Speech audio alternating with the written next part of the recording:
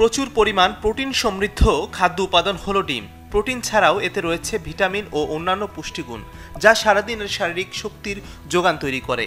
সেহরির সময়ে ডিম খেয়ে নিলে রোজা রাখার ফলে দুর্বলতা দেখা দেবে না। ওটসেও একই সাথে স্বাস্থ্যকর কার্বোহাইড্রেট ও প্রোটিন পাওয়া যাবে। দুধ ও কলার সাথে ওটসের স্মুদি তৈরি করে খাওয়া যায়, কিংবা দুধ, কলা ও অন্যান্য ফল এবং বাদামের সাথে মিশিয়েও খাওয়া যায়।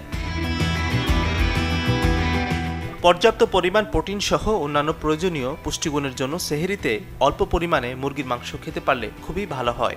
বিশেষত সবজির সাথে মুরগির মাংসের মিশেলে তৈরি তরকারি তৈরি করতে পারলে সবচেয়ে বেশি উপকার পাওয়া যাবে।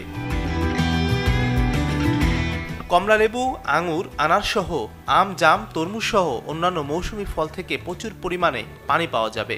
অন্যদিকে শাক, শসা, টমেটো, লেটুস সহ সহজলভ্য সকল সবজিতেই রয়েছে জলীয় অংশ, যা শরীরকে শুষ্ক হয়ে যাওয়া থেকে নিরাপদ রাখতে কাজ করবে।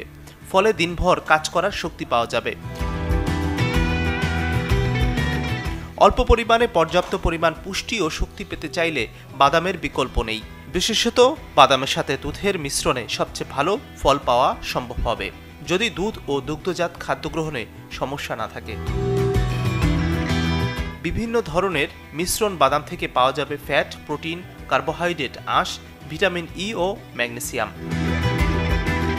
Desk report, channel 24। আমি আর ম্যাগি, স্বাদ ও ভালোবাসার দারুণ জুটি। From Nestle.